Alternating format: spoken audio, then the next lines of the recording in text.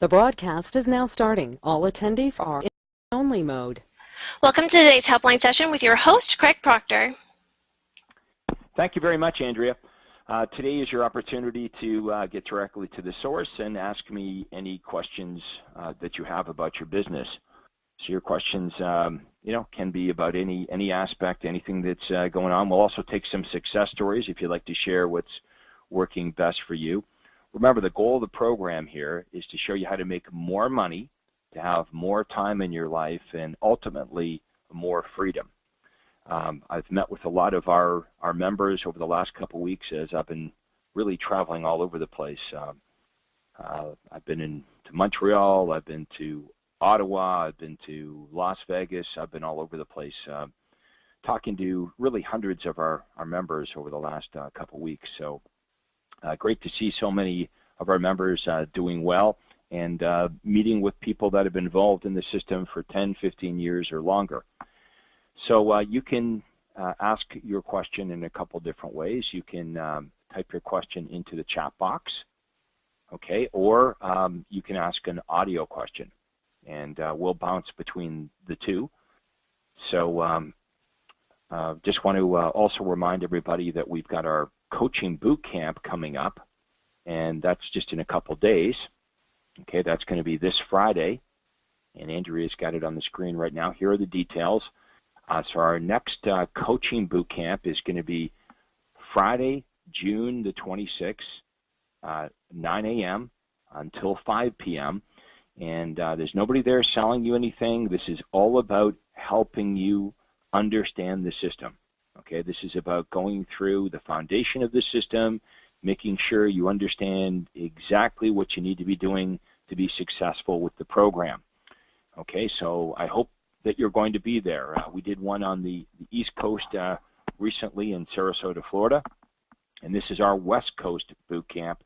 Again, it's at the Hyatt Regency Huntington Beach Resort and Spa. It's this Friday, June 26th. If you haven't already registered, please do so. You can see it says confirm my seat now. Let us know that you're going to be there and who you're going to be bringing, because we want to make sure that we have enough materials for everybody. Okay, our first question is from David Brown. David Brown says, I want to target sellers on Facebook. What ads would you suggest? Well, the best campaign, as far as I'm concerned, to attract sellers on Facebook is the Area Home Sales Report. Andrea's pulled a couple of those up, and yeah, Andrea, if you just click on that one and make it larger, please. So this one here seems to work the best. We've got a picture of a map with all the little pins on it, and it says find out what homes in your area are selling for. And this ad's being run by Alex right here in my hometown in Newmarket. So it says, myyorkregionhouseprice.com. You want to drop your area in that. So Alex probably should have it say planning on selling your York Region home or your Newmarket home or your Aurora home in 2015. But David, that's my advice there. That would be the best ad, in my opinion, to attract sellers. The second best ad would be offering an online home evaluation. So I would try those. Do we have any audio questions at this point, Andrea? We do not. No one has raised their hand yet. If you have a working mic or on the telephone, go ahead and click the yellow hand icon, and you can talk to Craig and ask him your question aloud. We also have very few chat questions. I'm sorry to interrupt. So go ahead and also do that. If you don't have a working mic, you can just type your question and Craig will read it. Sorry about that. Yeah, and you could type in success stories, something that's working really well for you if you want to share that with the group, or things that aren't working well for you. Maybe we can troubleshoot this. But I know a lot of our members are having great success with Facebook. Facebook seems to be working better for them right now than Google pay-per-click. And also hearing a lot of you having success running the editorial ads in print publications, especially when you want to target sellers. Okay, so targeting sellers using like the Costly Home Seller campaign that you'll see on the screen right now is a great way to generate seller leads. Also postcards, let's not forget about direct mail. Okay, in both Canada and the United States, For 6 to 8 cents, you can send out a direct mail piece targeted to the highest turnover streets in your marketplace. And you can see all my postcards right on the site. The postcard that I would recommend if you want to target sellers is the one that you can see right under seller postcards. If you can just scroll up a bit, Andrea. So find out what your home is worth online with the laptop on. That's on one side of it. And then the area home sales report on the flip side, that's the one right at the very bottom, in the bottom left-hand corner. So we've got one side offering a free online evaluation, the other side offering an area home sales report. The area home sales report side of the postcard drives to the hotline, the 800 number, and of course the online home evaluation goes to the landing page. That's the postcard that I sent out. I sent 20,000 of those out every other week, so I know a lot of you are having success with the postcards as well. And then advertising your properties, you want to make sure that you do that in the right way, that you're not eliminating buyers. I look at a lot of your ads promoting your listings, and you know, I know what you want. You want lots of buyers to contact you, but I must say the design of the ads is actually doing the opposite. You're actually eliminating people.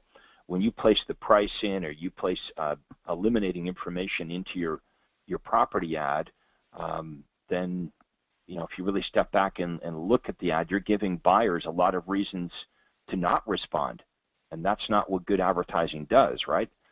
Like, we're not running these ads to pacify the seller. We're not running these ads to try to get like 1 or 2 buyers. We're not only trying to attract somebody that wants to buy that property. Our classified ad should be designed to get a lot of buyers to call you, especially when we understand that you know, 99% of the people that are going to call you on any property ad are going to eliminate the property anyway. You would agree, right? Once you get them on the phone, they tell you why the property's too big, too small, wrong location, or whatever, and they try to hang up. And you would probably say to them, well, what are you looking for? And you would tell them about homes, you know, that are on MLS. So that's why my ads are my classified ads are designed to open up the funnel, to bring as many buyers into that funnel to you, knowing that they're probably not going to buy any one of your listings anyway.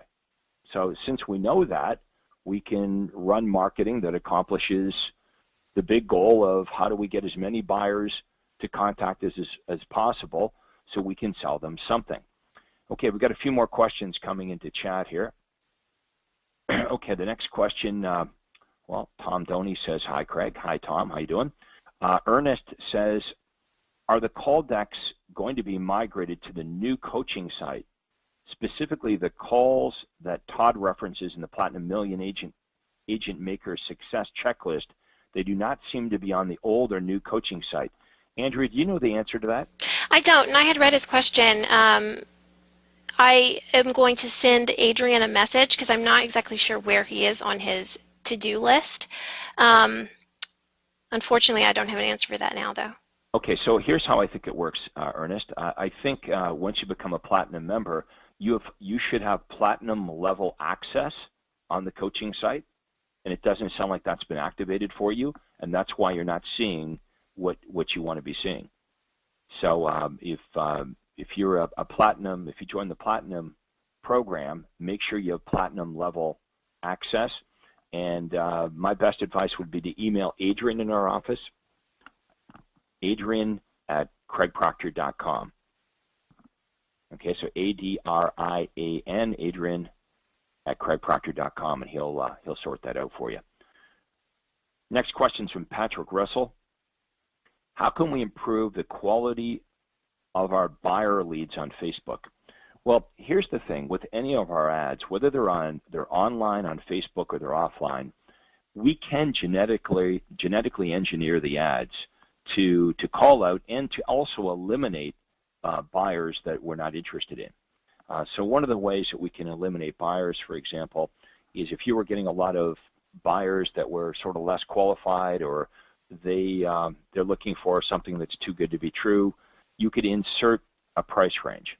Okay, so you can insert into your Facebook ads a price range, you know, free list of homes between $500,000 and $700,000, or between $800,000 and $1 million, and that perhaps would eliminate some of the less desirable buyers. Okay, so you can add things to the ad to eliminate the people that you don't want. That's what good marketing really should be doing for you. It should be attracting the buyers and sellers that you most desire and repelling everybody else. Okay, so we're going to do that with the language in the ad.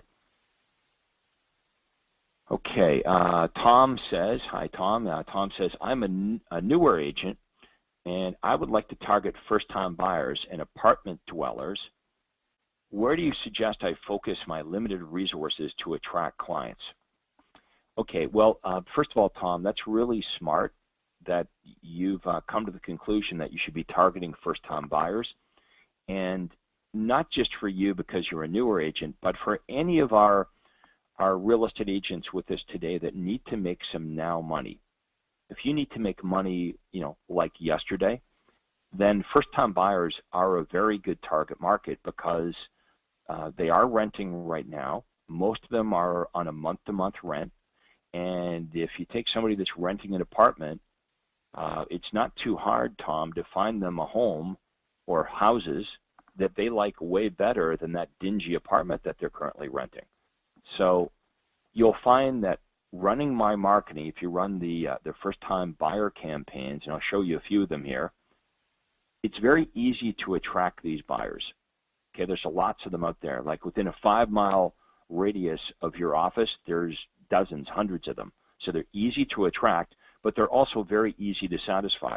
As I said a minute ago, you could take a first-time buyer out, someone that's renting an apartment, show them 5 homes, and guess what? They say, I would buy any 5 of these. I'd buy any of them. And since they don't have a house to sell, you can go in with a cash offer. It's not conditional on the sale of another property. And in a month-to-month rent, so you can close in 30 days. That means you get paid in 30 days. So there's lots of them out there. They're easy to satisfy. You don't have to show them, hundreds of houses to find one that's better than that apartment they live in, and you can close the transaction quickly and get paid.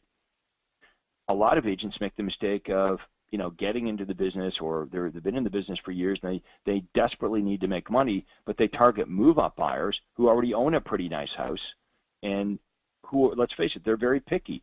You might have to show them dozens, hundreds of houses before they like a home better than the house they already have. They don't need to move. If they have a really nice house, they're only going to move if they find a home that's even better than the one they live in. And after weeks or months of showing them homes, when they finally find a home that's way better than the house they're in, that motivates them to do this, now the offer is conditional on the sale of their property, may not even be accepted by the seller, and you have to wait months and months to get the property sold and closed. So that's the difference between getting paid right away and getting paid maybe months and months and months down the road. Okay, so very smart, Tom. First-time buyers, that's what you want to do. We've got a couple of ads. Maybe, Andrea, you can show us a few of those ads for first-time buyers. We've got an editorial ad that says, why rent when you can own. We've also got some classified ads that Andrea is showing you right now. So first-time buyers, if you can pop that one up, right? Oops. I thought so I can make it bigger, I'd go to the ad generator and show it from there. I believe we have the first-time home buyer. Oh, I'm in the wrong one. Hold on one moment.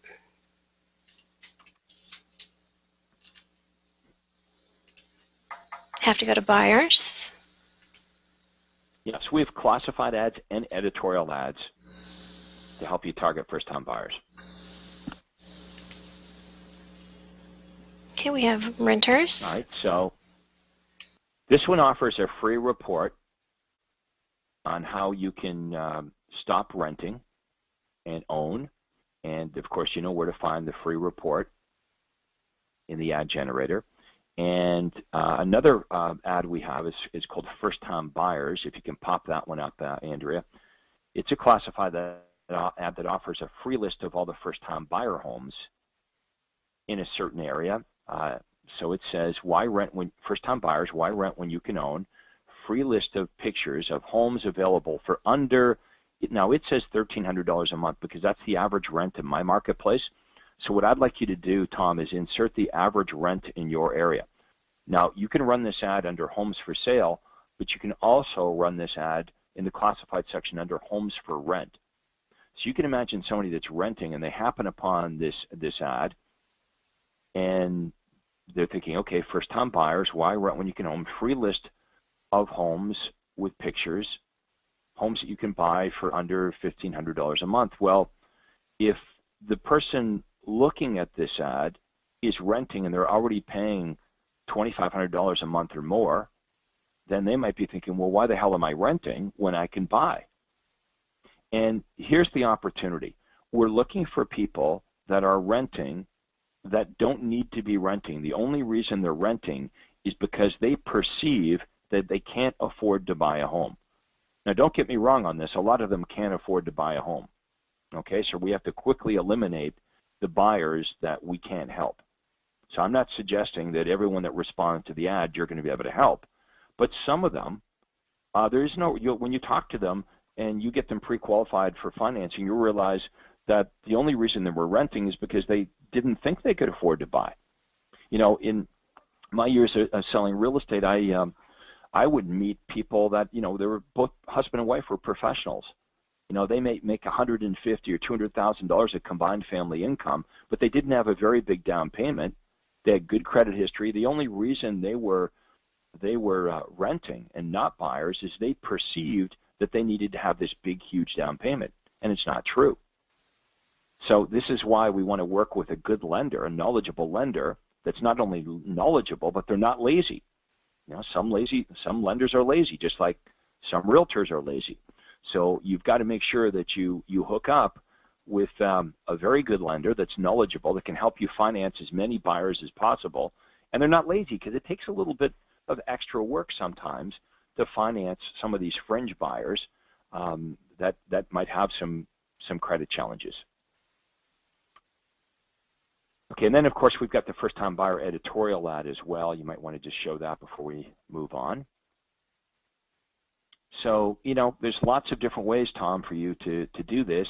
And what I'm suggesting to you is exactly what I did. And I didn't need to make now money, believe me, but first-time buyers were a good source of business. A lot of realtors sniff at first-time buyers. You know, they want to work the luxury home market, which is fine, but there's money to be made in almost every target market if you do the right things. So there's the editorial ad. Don't pay another cent in rent to your landlord before you read this special report.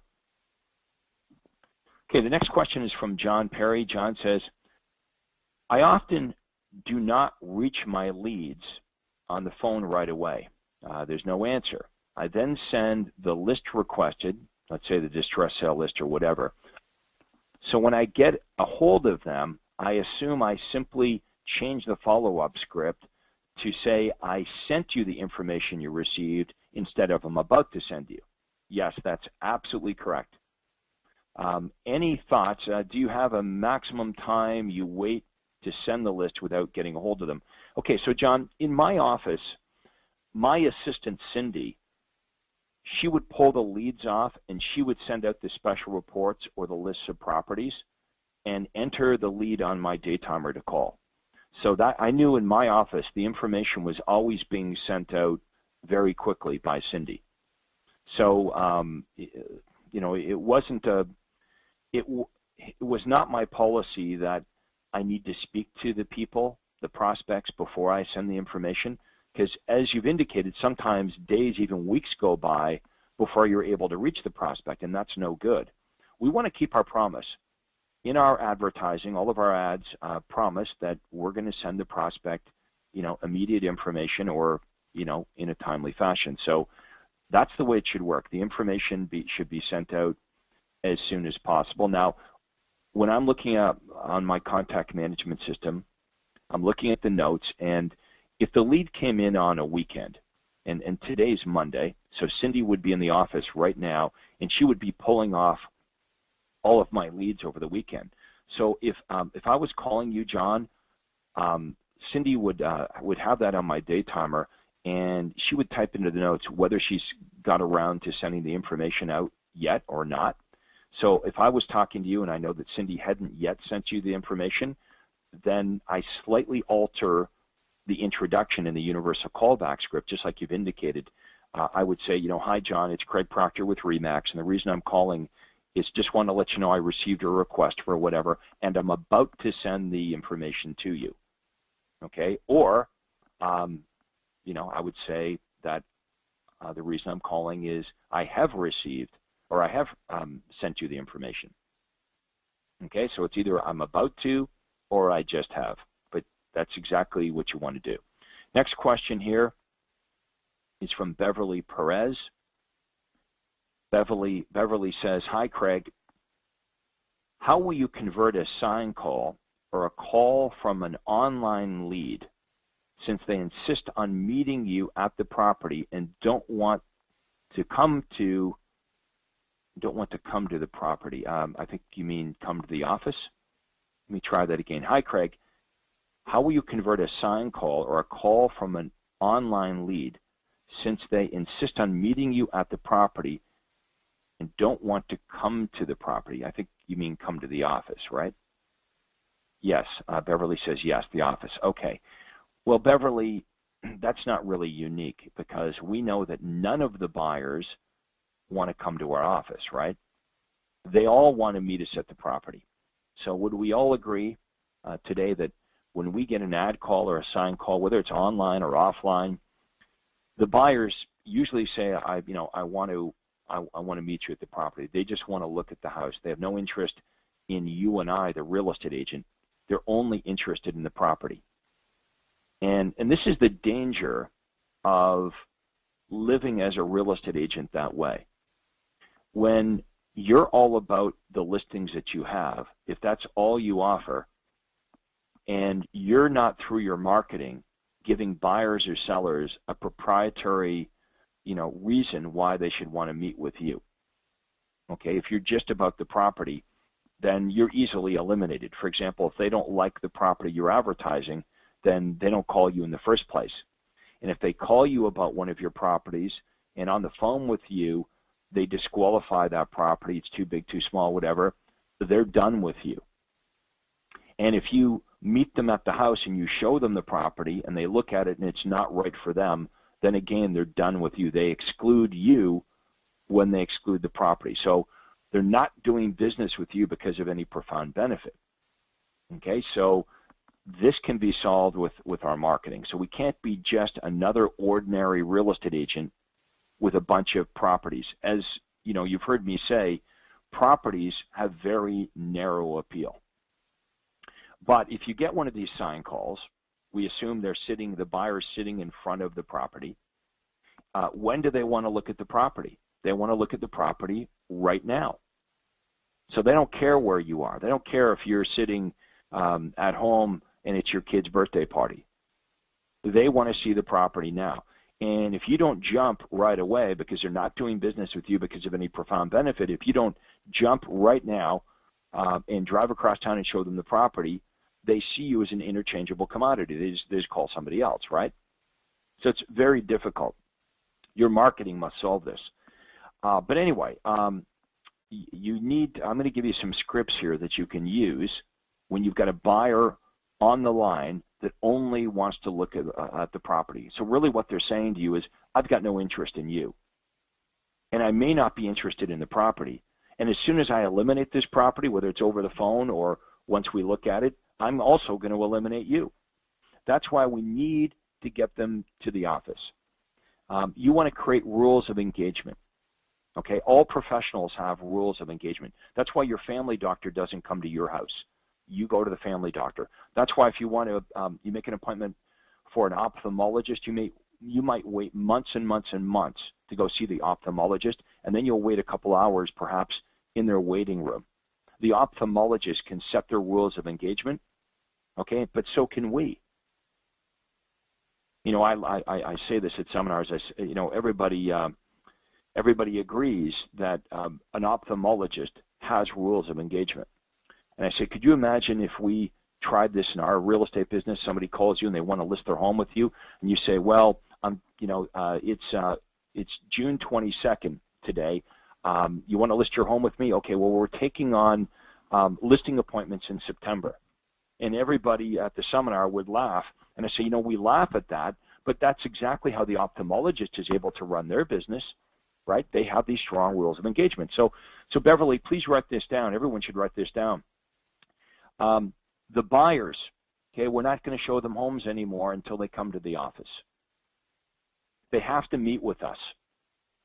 No more running around showing them properties until they meet with us for a consultation. Here's one thing we know for sure. We can do a much better job for the buyers if they have a consultation with us first. Is there anyone on the webinar today that would disagree with that? Okay, we all agree that if the buyers would actually sit down and have a consultation with us up front before we run around showing them properties, that you and I would have a much better understanding of exactly what they're looking for, what's important to them, and that's what should happen right from the onset. So it's not like what we're suggesting is not good for the buyer. All of us real estate agents on the webinar today would agree that we could do a much, much, much better job for the buyer if they would simply come in and have a consultation with us. Now, I know they don't want to do that, so we've got to educate them on why it's a good idea, not just for us, but for them. So when a buyer calls on one of my sign calls and they want to look at the property right away, one of the questions I'm going to ask them, I'm going to say, well, now, Beverly, is it just the property on Main Street you're interested in, or would you also be interested in other properties in the neighborhood that might be a good match? Okay, now, you can usually get them with that. I'll remind them they probably want to look at more than one property before they make a purchase decision, right? So since most of them are going to say, well, yeah, I'd like to look at all the properties, well, when we get together at my office, not only can I give you information on the property on Main Street, but I can give you information on all the properties in the area. In other words, if we're going to take you out and show you one property, we may as well show you all the other homes in the area that are of interest to you. When would be a good time for us to get together so I can take down exactly what you're looking for, and then we can book the appointments to look at all the properties that would be a perfect match. Now, the other thing that you can do as well is part of your listing presentation should be this. I would say to my sellers, I would say, now, look, I know you've, Mr. and Mrs. Seller, I know you've interviewed a couple of different agents, but here's how, if you decide to list with me, here's how I would like to go about things. I would like your permission, Mr. and Mrs. Seller, that if you list with me, that we mandate that the buyers must meet with me in my office so I can make sure that they have all the information on your property, and we also make sure they're financially qualified, rather than me dragging anybody and everybody through your property. Now, the other agents you interviewed, did they talk to you about this process? Because this is very important that we mandate this. Would you agree that we don't want unqualified buyers coming through your home? We don't want you running around cleaning your house for people that are never going to buy it. So if you list with me, I would like your agreement that that's how it's going to work. Now, once you get that agreement, first of all, that helps differentiate you to the seller in the seller's eyes from the other realtors that don't operate that way. The other realtors did not talk about this. Now that you have that agreement with the seller that all the buyers must meet with you, it's easy when you're on the phone with a buyer that's fighting you about meeting with you to say, well, look at Beverly, the agreement I have with my seller is that I must meet with all of the prospective buyers before we bring them through the property. Those are the seller's wishes. I want to make, because the seller and I want to make sure that you have all the information on the property and that you're financially qualified. And if they fight you on this, you can simply say, well, look, you know, I work for the seller, and you know, if I was working for you in the sale of your home, I'm sure you'd want me to respect your wishes as well. Okay, so there's some ideas that you can use. I don't know if that helps, Beverly, but some ideas that I would recommend when you're on the phone with a buyer that's fighting you about coming and meeting with you. Now, also remember, the harder they fight you, probably the more that you don't want them. And I'll say one final thought on this. If you wimp out and you run out and you show the property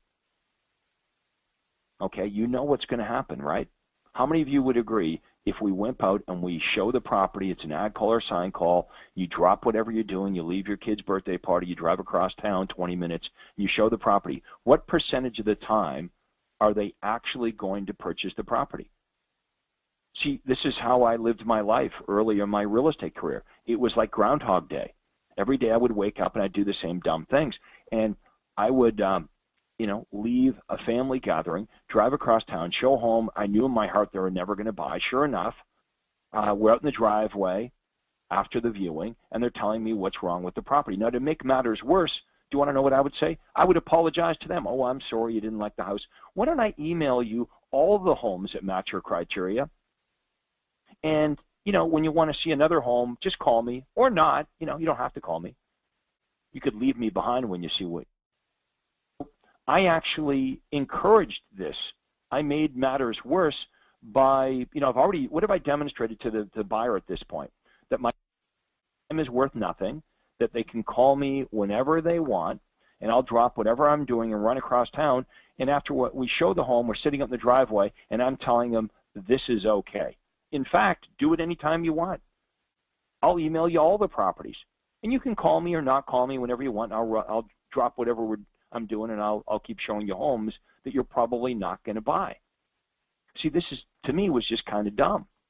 And I would, be driving back to the office, and I'd be gripping the steering wheel, so mad at myself. But then the next day, go do it all over again. So, definition of insanity, right? Just doing the same stuff over and over again, expecting a different result. Okay, Frank Pierce is asking a question. What about co-broke buyers? Well, Frank, we can't control the co-broke buyers.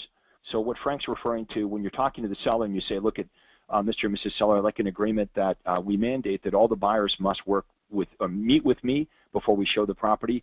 That's only for my own buyers, Frank. We can't control the co-op, the co-broke agents. We just can't control them. So, but I'll point that out to the seller. This is the way I do it now on MLS. We can't control the way other agents operate. So yeah, the agents from other companies will probably be bringing through a lot of unqualified buyers.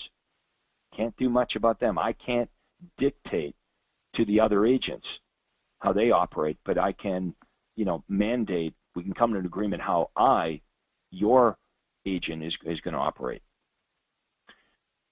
Okay, let's see who's next here. We have a couple of audio questions when you're ready, Craig. Okay, let's do that. We'll go to some audio. Okay, Jeff Kim, your telephone line is now open. Hey, thanks, Craig, for taking my call.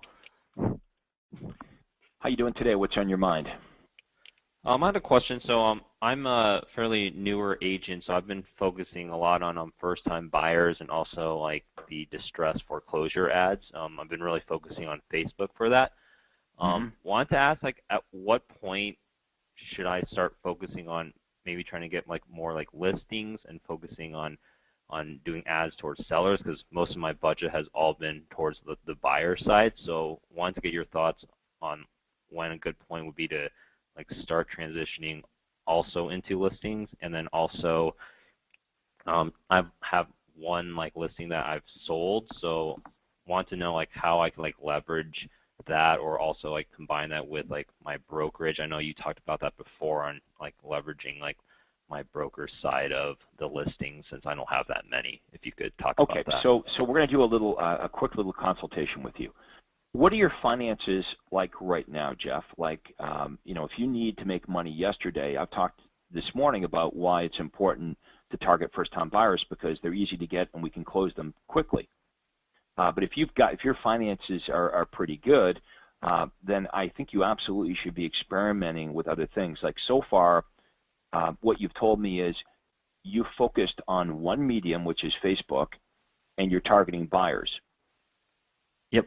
Yeah, that's why I discussed with my coach, and that was the approach. So if your finances are pretty good, I think we need to branch out. You see, I don't know for you if that's going to be the best approach, but the market knows. So it's smart for us to experiment with a bunch of the different ads that we give you and run them in different places. Okay. because we don't know what's going to work the best for you. But we definitely know as a real estate agent, you want both buyers and sellers. What we like about the listings, of course, is when we have the listings, everyone in MLS is working for us. Yeah. Okay, I mean, there's an old saying in real estate, if you have enough listings, the buyers will take care of themselves. Yep. And that's what I was just talking about a minute ago. Let's say that you had 20 listings out there and you're getting these ad calls and sign calls. I'm talking about, you know, instead of running out and showing them property, a process to get them to come and meet with you, sign them to a buyer agency agreement, and at that point, you don't really care whether they buy one of your listings. As long as they buy a listing, you're going to be compensated. Yeah. So also this morning, I talked about some of the things that you can do to attract sellers. Okay, I talked about the editorial ad. Okay, the costly home seller ad. A lot of these great editorial ads work really well for sellers. And I showed you the postcards that work well to attract sellers with the online home evaluation on one side and the area home sales report on the other. Have you experimented with either one of those? No, I have not yet. The reason why is because I actually have, well, knock on wood, a couple of closings that are supposed to close by the beginning of next month. And I'm taking that and putting it towards, and now having some more money to put back into my business to spend on other type of ads. So that was the reasoning behind my question. Is like prior to that, I was really focusing on just making some transactions to build some capital for myself. So once these close, I will definitely have some money to put back into there. And yeah, definitely I want to focus on the postcards. And I have that real estate statistics. I bought that subscription and want to look at the high turnover rates and then focus a lot of those postcards towards that. Where are you located, Jeff? San Diego. San Diego, okay. What you're going to appreciate about this is it is a system, and like any system, it's logical. Okay, there's logical steps to this. And the fact that we can track everything you do, it's really, if you pay attention to the results, by just trial and error, the marketplace will tell you the best approach for you. Yeah. Like I wish it was so easy that I could say, okay, for you in San Diego, Jeff, this is exactly what you should do. This will work the best. It's going to take a bit of experimentation. I can point you in the right direction, but what means more than what you and I think is what the marketplace says. So are you keeping careful track of the results that each ad is getting you running all these different mediums? And so far it's been buyer ads and Facebook, so it's been pretty easy to track, right? Oh, I have that, and I've had I've done classifieds and also what is it called? The remnant space. So I've done those on two different papers. I haven't really got any traction on that, so I've been running that for about 3 months now. So like after the first month, I made some changes and been tracking and measuring that. But yeah, I've been tracking and measuring. Okay, you know what? Can you do me a favor? Sure. Are you available on Friday to come on to the ad clinic? I'll actually be in Huntington Beach for the. Okay, you're Yeah. going to be at the boot camp. Okay, so here's what I want you to do. Why don't you bring your samples, your ad samples, to Huntington Beach? Okay, so they can be looked at there. Also, you can send them to the ad clinic, if not this Friday, one of the future Fridays, and we can have a look at them. Okay, let's look at what you're doing and see if we can fix it to work better. Let me ask you one more question. Of everything you're doing right now, what's working the best? Is there one thing, whether it's, like, where's most of your business coming from? Most of it's coming from, well, most of my leads are coming from like the distress sales and foreclosure ads. I have like two different, I have a fixer-upper like Facebook one and then a foreclosure distress sales ad, and I've been getting a lot of leads from those. However, they've been either they're not qualified yet, so I'm working with them through that, and also they're like a year out, a lot of the buyers, so I'm getting a lot of leads. Okay, so the reason I ask ready. What's working best, follow the mindset here. Sure. Let's take what's working best, just for starts, and let's make it work better. So you're saying you're getting lots of distressed sale buyers, but some of them are crappy buyers, right? They're looking for a price range that doesn't exist, looking for something that's too good to be true, or financially they're not qualified, correct? Exactly. Okay, so let's change the ad to address that. Does your distress sale ad, does it specify a list of distress sales in only a price range where you can help them? So that might be, $800 to $1 million. No. Right, so that's why think of this as fishing. The reason you're catching small fish that you have to throw back in the water is because you're not using the right kind of bait. You want to discourage low-price buyers from, if that's a problem, from responding. Yeah, because I think the original intention was I just needed to get leads in the beginning, while I started this process, and also starting my career that way. So me just getting a lot of leads actually really helped me just to Well, it is. learn. It's good practice. There's no Yeah. question. But what you're saying now is you're at the point Yep. where you want to raise the bar and get higher quality prospects. Yeah. Right now, the other thing is when you're driving them to the website or the hotline, we're using a sifting and sorting process, right? So on the hotline, for example, you can change those specifications. Right now, I think it says something like if you have good credit history, a combined family income of $75,000 or more, and good job stability, please ask for report number 1. What if you changed it to if you have a combined family income of $150,000 or more, good credit history, a credit score above X amount, right, and stable job security, please ask for report number 1. If you've got poor credit history, okay, a score of blank or less, or you have a combined family income of less than $150,000, or poor job stability, please ask for report number 2.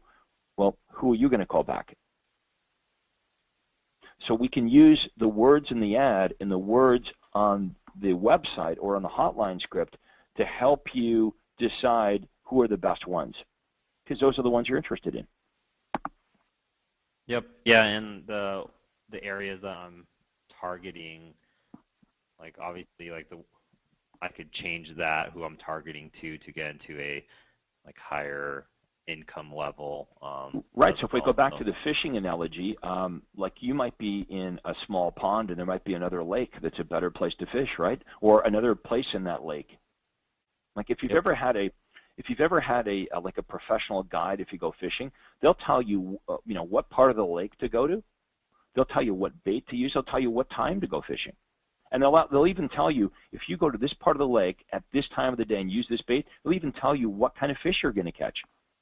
We can do the exact same thing here, right in San Diego with your marketing. You're a smart guy, right? We're going to test a bunch of things because you and I, we're not mind readers. We can't really, we can't dictate to the market what's going to work the best. We'll do a lot of experimentation, but you're a smart guy. You're going to pay attention to the results, and you're going to fine-tune this, and then you're only going to continue to do what works the best. And then the next step is to build a fence around it. Do you know what I mean when I talk about building a fence around it? Right? Make it happen without you. Yeah. Yep. Right. So with those postcards that I talked about earlier, I sent out, first of all, I tested a bunch of messages, found the one that worked the best, sent out 5,000, worked really well. Well, if it works well, let's send out 10,000. Eventually, let's send out 20,000. It happened every other week. Here's what the system I had in place. The local printer, BXL, prints them up. My assistant, Cindy, she picks the printed postcards up every other week. All the paperwork was filled out because we'd already determined using the reality program what streets had the highest turnover. So the paperwork was ready. It was just the process repeated over and over. Cindy picks up the postcards, has the paperwork for the post office ready, sends them over to the post office, and that happens 26 times a year. Every other week, has nothing to do with me, and then she pulls the leads off, enters them onto my contact management system, and that's the only time, Jeff, where you and I get involved is to make that follow-up call. Okay. And in fact, if you were just to do that, and you were to set up gazillions of buyer appointments, it would be easy for you to recruit and train another agent to meet with the buyers and get the buyers signed to a buyer agency agreement. Once you're really good at it, then you can teach someone how to do the thing that you know how to do.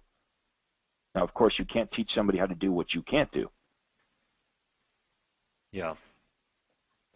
But I'm interested in working with you on this. I want, you know, obviously I want this to work for all of you, but there's a logic behind this. Like, if you guys tell me what's going on in your business and what you're doing, I'll tell you exactly, you know, what you need to change. There's no guesswork. So I'm doing a lot of tracking and measuring, like especially on my Facebook ads. Like I'm doing like weekly because I saw based on your tracker that's how you did it. But then obviously like monthly. At what point do you like make changes? Like because you want to give it some run time. Like for me, should I give it like a month and see how that Facebook ad is doing and then make the changes rather than like? It doesn't usually take a month unless it's Okay. in like a monthly magazine. You know, it doesn't take a month. That's why we call this direct response advertising. As the name would suggest, you're going to get an immediate direct response. You run an ad on Facebook or Craigslist or Google pay-per-click, you should know by this afternoon whether it worked. Yep. Right? So we Okay. can get very quick feedback on what we're doing. And the key now is don't get hung up on one thing. Try multiple ads in multiple places. So that way, you know, all your eggs aren't in one basket. Yep, absolutely. All right, thank you so much, sir. All right, Really you're going to appreciate your enjoy help. the boot camp on Friday, and thanks for being with us today. All right, thanks, Greg. Okay, well, let's see who's next here. Joe says, the Find Out What Homes in Your Neighborhood postcard says that we will mail the information to the prospect. Okay, well, you know, we don't say email because we want their mailing address. Now, sometimes even though we say leave us your address and we'll mail the information, sometimes they'll leave us their email address, but that's not done by mistake. It's not that, you know, this is outdated or I you know, have not looked at this before. I know exactly what you're talking about, Joe. So this is on purpose that we say we will mail you the stuff. Because if we were to say we'll email you this stuff, then there's no reason to ask them for their address. And since they're home sellers, you know, they want to know what homes in the neighborhood are selling for. I definitely want to have their address. So that's the reason we do it that way. Okay, any other audio questions at this point, Andrea? Yes, we have several right now. Kelly Ayers, your mic is open. Yes, hi. Thanks for taking my question. Kelly, first of all, I apologize I didn't get out there on Memorial Day. It was raining. We were out there. So what's on your mind, Kelly? Yes, sir. Actually, I had a question about the AMS hotlines, and specifically, is it okay to have a rider on my for sale signs with the ID number pointing them? And am I diverting calls to my cell phone, or how did you? I like both. So you can have many different options. We have to make it easy for prospects to respond the way that we want them to respond. We can't force them to respond in the way we want them to respond. So people that aren't going to wait, they've got my office number. Mm-hmm. Okay, and by the way, I didn't use the main office number. So at Remax Omega, where I worked, the main office number was 898-1211. Well, the problem with driving all my, especially, you know, at any time I was carrying 100 plus listings. So the problem with driving the ad calls to the main Remax number is Susie, who's new at the front desk. She's dating, you know, John in my office, and plus Bill in my office gets Susie a nice coffee every morning and is very nice to her. And all of a sudden my calls are going to her boyfriend or the guy that's bringing her coffee and is really nice. So that's not good because, you know, we work hard to get these listings. So you lose, you know, driving traffic to your home, your main office number, you're going to lose sign calls. Don't think for a minute that 100% of them are going to you. Okay, so I meet with my broker about this, and I said, I want to register my own phone number. And she says, well, you can't do that. Here in our area, the number on the sign has to be owned by the brokerage. So my broker said, you know, she took my great idea. I thought, well, I'll just get my own number, and then all those calls will go to Cindy, and she can, you know, field the calls, and the best ones will go to me and my team. But my broker, she said, no, you can't do that. So, you know, she's thinking about how it can't work. So I come up with this idea. I said to my broker, I said, well, Lou, you're saying that the phone number has to be owned by the brokerage, so why don't I register a different number, and we'll put it in your name. Mm-hmm. Okay, so that's what we did. So the phone number that I registered was 830-9111, and I placed that phone number in the broker's name. The broker owned it, so I complied with our rules here in our marketplace. So people that want information right away, they're not going to wait. They would call, and I would make sure that 100% of the calls go to my office. Now, Cindy was trained very heavily on how to qualify the leads, okay, and how to get their information. Mm-hmm. So I spent a lot of time with Cindy to make sure that she was saying what you and I would say, Kelly, on the phone if a buyer reaches us. Correct. Now, the other options were this, is there was a recorded hotline number they could call into. Now, the idea for the hotline is some people don't want to talk to us, so how can we help them? Okay. Because here, I have my cell phone on my signs. We're allowed to have any number we want, I guess, on the signs. Okay. And I'm not getting a big response to the sign writers is, you know, why I was wondering. But the hotline is working terrifically for the postcards, especially because we have an older population here, and they're responding well to the hotline on the postcards, better than... The hotlines will work in any marketplace. Now, you think it works well for you because you're in Florida and it's an older population, but the hotlines actually work pretty well everywhere if you're doing it right. Now, your sign writers that drive people to the hotline, what does the sign writer say? It says free 24-hour recorded message, and then it just has the hotline, the 800 number and the ID number. So that's basically... Okay, so what if we change that to say, call for latest price? Mm-hmm. Yes, I like that. Right, call for latest price. Now, on your scripts, you're never going to have the price because that's an eliminator. On the hotline script, you can also say, now press 1 to get the latest price, and when they press 1, it goes right to your cell phone. Mm-hmm.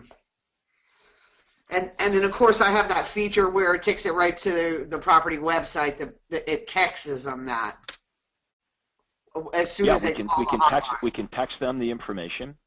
We can text them, like, these are all the different ways they can respond. Okay, so they could call your cell phone. They could be text information, which is great because we capture their cell number. They can call your hotline, and then once they call the hotline, you can tell them whatever. We can text you, you know, by doing this.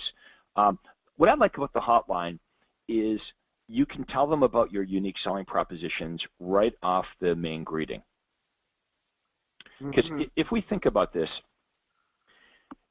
if the buyer chooses to call your cell number, you've been in real estate long enough to know that what we're talking about today is true, that 99% of the buyers that call you off a for sale sign, once you give them the information on the property, 90% of them are going to figure out a way, you know, why that property is not the right property. It's too big, it's too small, whatever, and they try to get rid of you.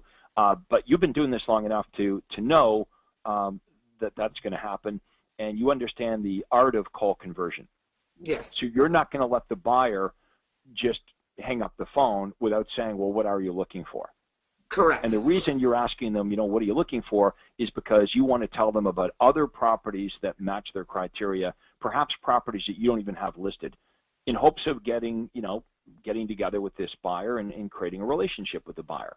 So we know that that's what you and any other skilled agent would do if the phone call comes to you directly on the cell phone. Mm-hmm. But what about the hotline? Does the hotline replicate you? No, certainly not. See, now here's the problem.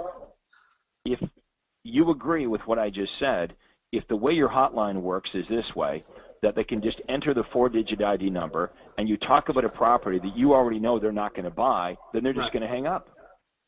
Because you're trying to replace you with the hotline, but the problem is the hotline's not actually doing what Kelly would do. So we've got to look at the hotline, and we give you on the coaching website, there's templates of the hotline scripts that I would use, but the template was this. I'm going to talk about my unique selling propositions at the beginning. So if you were to call my hotline, it would say this: thank you for calling, Craig Proctor's real estate information line. If you're thinking of selling your home and you'd like to get a free updated report of recent home sales and current listings, please press 1. If you're buying a home and you'd like to get an updated list of distressed sales, company-owned properties, and other distressed sales, please press 2. And if you're interested in one of my properties, please enter the 4-digit ID number of that property now. And then, so right away, before they even get to the property description, I'm giving them reasons why they might want to respond. That's a universal offer, right? If you're thinking of selling, would you like to receive a list of all the home sales in the area? If you're thinking of buying, would you like the list of all the good deals? There's a good chance that they're going to respond to one of those two things first, which is what we want, because when you take them to the home description, there's a very good chance that they're going to bail. Now, on the hotline script, we can also have it say, if the property at 123 Main Street didn't sound like the perfect home for you, you can get a list of all the homes in that neighborhood, including bank foreclosures and distress sales and other great buys, by pressing 1 now. So it's a tree system. We call it a tree because it branches. Yes. So I want you to look at what you're doing. The hardest thing is to respond to your marketing as if you're the buyer. And I want you to look at that and think, okay, is this what Kelly would do? And if the answer is no, then we need to make the hotline work the way Kelly works. Because you're good when you get a sign call. You know what to do. You know how to convert them. Let's make sure that if you're replacing you with a hotline robot, that the robot is doing what you would do. And then your problems will be solved. Thank you. That's great information. Thank you. All right. Thanks, Kelly.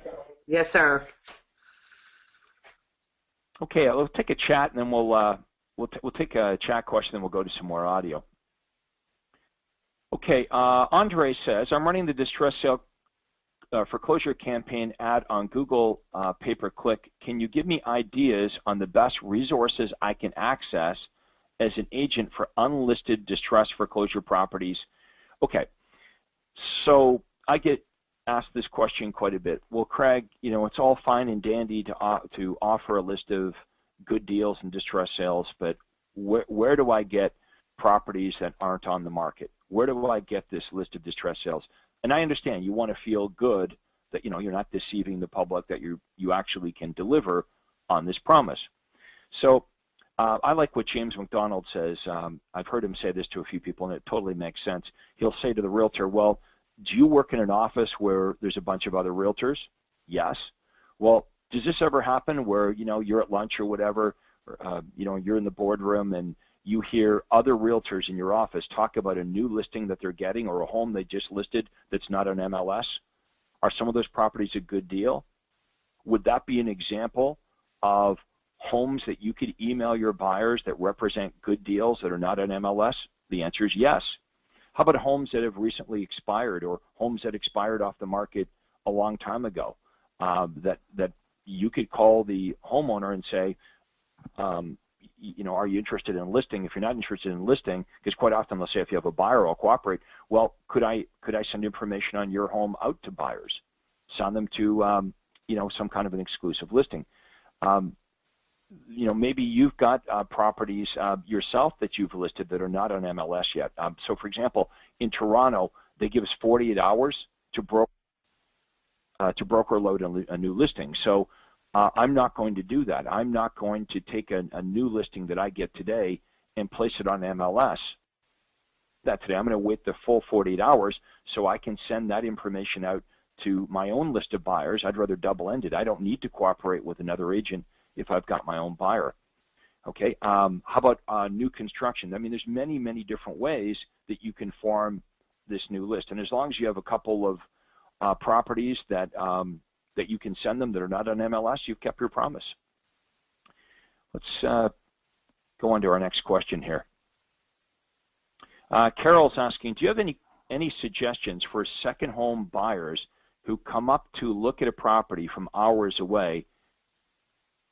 And I work for a brokerage that doesn't have a branch in my town. Okay, so look, if they're out-of-town buyers, Carol, I think you would agree, eventually, if they're going to buy a home in your marketplace, they have to come to your marketplace, right? So now the question is on timing. If you're selling in a resort area, I assume, so if they're coming to your area in the next couple of weeks, you just book the appointment at your office if it's any time within the next few weeks. If they say they're not going to be in your market for several months, then you could do the buyer presentation right over the telephone, right? You could do a webinar like we're doing today, show the VIP buyer presentation PowerPoints, and then you could just email them the buyer agreement, have them sign off on it, and send it back to you. That way, you'll know you'll be compensated for the time you spend with these buyers over the next several months before they come to your marketplace. And you also know what happens if you don't do this. You're sending them information for months and months and months and months, but they're also getting information from other realtors. So when they finally, months and months down the road, come to your marketplace, they say to you, oh, Carol, we're looking at a few homes with you, but we're looking at some homes this afternoon with another one of the agents in your town. And you just wasted all that time communicating with them and sending them listings. Remember, as you've heard me say before, you will not lose any more buyers doing it my way. You'll just lose them faster, which is, okay, right? As long as you have lots of buyers. Dave Boyer is asking this. If an agent from another company wants to show one of your listings, do you still meet with them at your office? Well, no. As I said earlier, you can't control the way other agents operate. We can, oh yeah, he says you just answered that. So sorry, Dave. I'm trying to talk and read at the same time. So Dave knows I've answered that question. Okay, Ernest is asking, how does the branded hotline USP tree work? How does it help with listings we have? Okay, so Ernest, I just kind of explained that. We are going to talk about our USPs on the main greeting, okay, and then we're going to describe the home, and then we can branch them to any other offer we want to make them if that property doesn't match their criteria.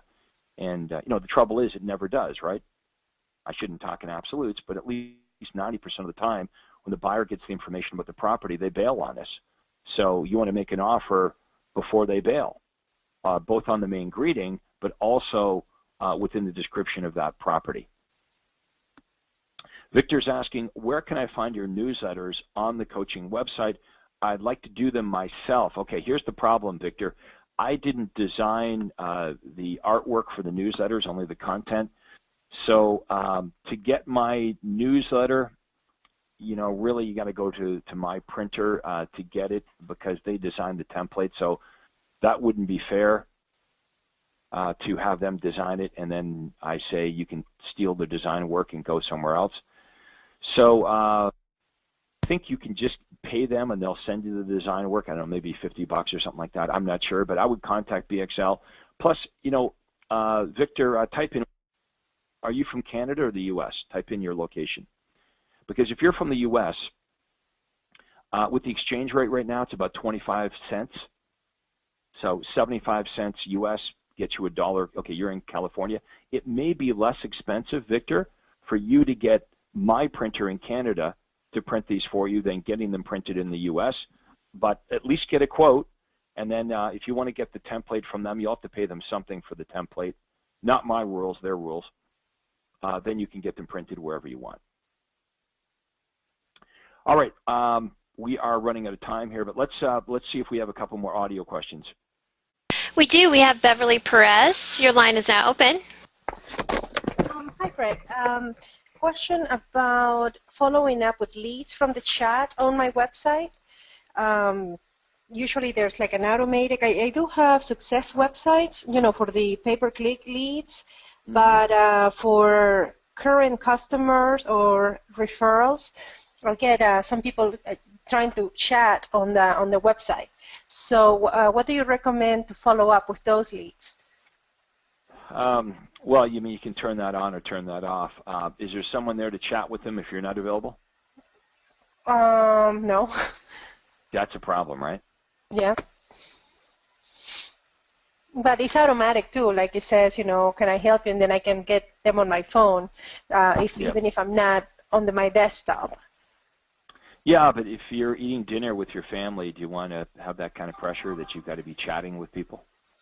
No. But what would you say, like a quick chatting conversion will be for, saying when you get somebody, I like to look at this property. Is it the same script basically that we use when we're there on the phone? Give me your phone number so I can make arrangements. You need to speak to people. See, here's what the technology doesn't do for us. The technology will not sell a house. Okay, so a lot of real estate agents come to me and they say, this is great, we've got your website, we've got your hotline, and people are going to request information, and they believe that they send the information out that the buyers and sellers are just going to call us when they're ready to buy or sell a house.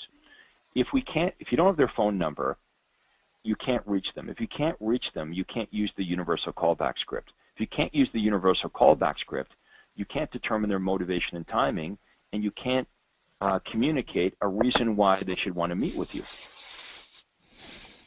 Yep. So all you can simply try to do in the chat is to get their phone number so you can call them and use the script. Okay. Makes sense. Okay. So, in the chat thing, we tried this in our office here a year or so ago. When people go to craigproctor.com, we can chat with them, and the problem is I only got 2 sales guys, so if they were both on the phone, nobody could chat with this person. So you got to make sure that you've got this set up so people, if it's not you're eating dinner, you're out or whatever, that someone's going to be able to chat with them. That's okay. There's nothing worse than they're chatting with nobody. Yep, sounds good. Just the goal is to get their phone number anyways and talk to them. Absolutely, you need their phone number. So the only reason we're doing the chat is it might be a lower threshold so they communicate with you, but bottom line, you got to get their phone number so you can call them. Okay. Thank you, Greg. Thank you. Okay. We have Victor's asking. Oh, sorry, go ahead. I was just going to say there's no further hands raised, Craig. Okay, I'll take a couple more. Victor is asking, hi, Craig. The Talking House feature in selling a home, would you do that along with the texting 1-800 number? Okay, so I would give the options of calling your cell or your office, make sure it's a direct phone number to you, or text messaging or hotline. Okay, then you're giving prospects 3 different ways to respond. Remember, if we remove any of those ways and we force prospects to do the other methods, would most of them do it? Yeah, most of them would. But if we lost, just a couple buyers, I don't know what your average commission check is, Victor, but if you lost $10,000 this year because you didn't offer one of the options, then that's a lot of money. That would pay for your hotline, for example, for a long, long time. Some of you are asking about the Talking House signs. Okay, Ernest is asking, where do you get it? Honestly, I don't even know if that thing's available. See, the reason the Talking House signs worked really well way back when is because, back then not everybody had a cell phone. Today everybody's got a cell phone, so that was sort of the kiss of death for the Talking House signs. The way the Talking House sign works is you pull up to the home and it says you can get information on this property on AM 1610. Well, not everybody had a cell phone with them, so that was kind of cool. You could turn your AM radio to 1610 and get some information on the home. But now that everyone has a cell phone, I think the hotline's, a better route. You can try the Talking House signs, but I think cell phones have kind of made that obsolete. Okay, announcements. So we get a full week of coaching calls. All you have to do is go to the coaching site. When you log in, it'll tell you about all of the calls we have planned this week. Of course, Friday for all of you folks on the West Coast is a big day because that's our boot camp. We begin at 9 a.m. We go to 5 p.m. Okay, it's in Huntington Beach. If you haven't registered, you need to go to the coaching site and do that so we have enough materials for everybody. Nobody's going to be selling you anything. This is all about helping you in your business. Okay, on Thursday, of course, we've got the role play call again where James and I will be role playing with you and helping you become better at what to do once you get the leads. So I want to thank everybody for being part of the program, and thanks for a great webinar here today, and we'll talk to everybody soon. That concludes today's Helpline webinar. Take care.